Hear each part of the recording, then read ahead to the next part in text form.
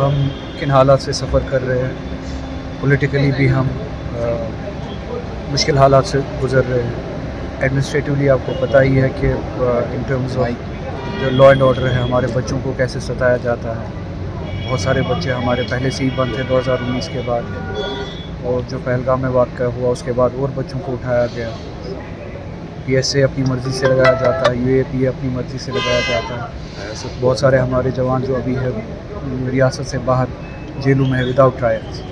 اس سب کے باوجود کچھ جوان ابھی بھی ہمارے بچے جو ہے اپنی ٹانگوں پہ کھڑا ہو کے اسمال اسکیل, مائکرو اسکیل یا کوئی کام کر کے بزنس کر کے اپنا گھر چلانے کی کوشش کر رہے تھے. پچھلے مہینے سے 1.5 مہینے سے آپ نے دیکھا کہ حالات کیسے بنے.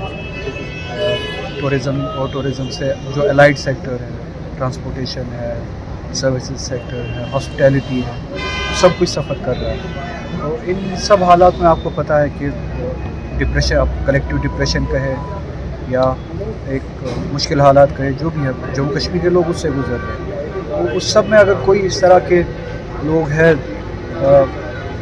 جو کام چلا رہے ہیں اور اپنے ساتھ ساتھ اوروں کو بھی امپلائمنٹ دینے کی کوشش کر رہے ہیں, تو ہم اللہ تعالیٰ سے امید کرتے ہیں کہ ان کے ساتھ ساتھ دوسرے اور لوگوں کو توفیق دے کہ کام کو اور زیادہ بڑھائے, اور زیادہ امپلائمنٹ جنریشن ہو. اور جو سب لوگ کام کرتے ہیں اللہ تعالیٰ ان کے رزق حلال میں اور برکت کرے. سر ہمارے بچے جو ہے ایران میں ہیں, والدین کافی پریشان ہے, تو ان کے لیے کیا اقدامات اٹھانا؟ فارن منسٹر کو لیٹر لکھی ہے, external affairs minister of India کو لیٹر لکھی ہے ان کے ایویکویشن کے لیے, ان کو فیسیلیٹیٹ کرنے کے لیے. ایران میں جتنے بھی ہمارے بچے ہیں مختلف یونیورسٹیز میں ہیں, مختلف شہروں میں ہیں, تو ان کی ایویکویشن کے لیے اور واپسی کے لیے میں نے کل ہی ان کو لیٹر بھی لکھی ہے اور فالو اپ بھی کروں گا. جو ایران میں اس وقت حالات ہے, بہت سارے لوگ شہید ہو رہے ہیں, تو اس ضمن میں کیا ہماری ذمہ داریاں اس وقت آپ کو بنتی پتہ ہی ہے صہیونی طاقت, زائنسٹ رجیم جو ہے یہ ایک اسٹیٹ نہیں ہے, یہ ایک ٹیررسٹ اسٹیٹ ہے. جو کلونیل بیہیویئر ہے ان کا ورلڈ کی سپر پاورز کی حمایت کی بنیاد پہ, اور سب سے صف اول میں امریکہ جو ان کی حمایت میں ہے ان ٹرمز آف جو یہ ویپنز ان کو پرووائڈ کرتے ہیں, پولیٹیکل کور ان کو پرووائڈ کرتے ہیں, پولیٹیکل سپورٹ ان کو پرووائڈ کرتے ہیں. اسی کے نتیجے میں آپ دیکھیں ان نے قتل عام غازہ میں بھی کیا, فلسطین کے پورے علاقے میں تو قتل عام کیا ہی کیا. غازہ ایک مرکز بنا اس قتل عام کا, ابھی بھی ہو رہا ہے. بچوں کو قتل کر رہے ہیں, بے گناہوں کو قتل کر رہے ہیں, ان کی زندگی کو برباد کیا. یمن آپ کو پتہ ہی ہے, سیریا میں ان کی بمباری آپ روز دیکھتے ہی ہے. لبنان میں یہ انہوں نے کس طرح سے قتل عام کیا وہ آپ کو پتہ ہی ہے. چونکہ یہ ان چیک جو ہے ان کا بیہیویئر ہے, اب یہ جرت کر پا رہے ہیں کہ دوسرے ساورن کنٹریز پہ بھی حملہ کرے, جس کا شکار کل ایران بھی ہوا.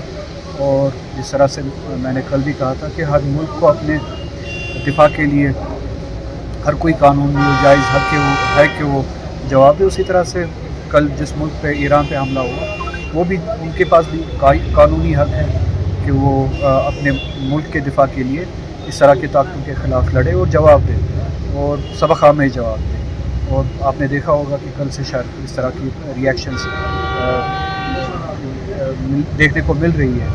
امید ہے کہ الٹیمیٹلی اس طرح کی زائنسٹ رجیم ہے جو ایک پورے خطے کے لیے یا پوری ہیومینٹی کے لیے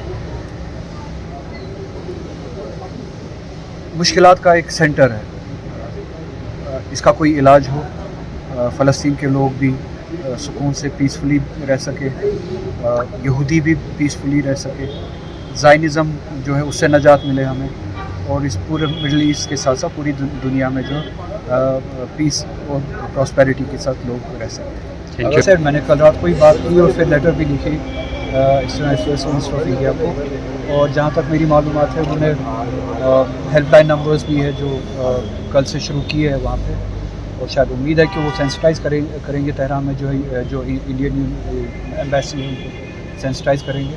آج شام تک امید ہے کہ کوئی نہ کوئی گورنمنٹ کی طرف سے کوئی جواب آئے گا, اس سے پتہ چلے گا کہ ایویکویشن کا کیا پلان ہے.